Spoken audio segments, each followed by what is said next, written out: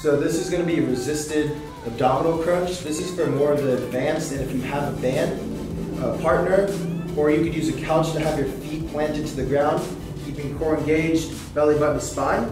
You're going to bring the band to your ears right off the bat, and as you sit up, you're going to be doing an abdominal crunch all the way up, elbows to knees. Keeping the band at your ears at all times.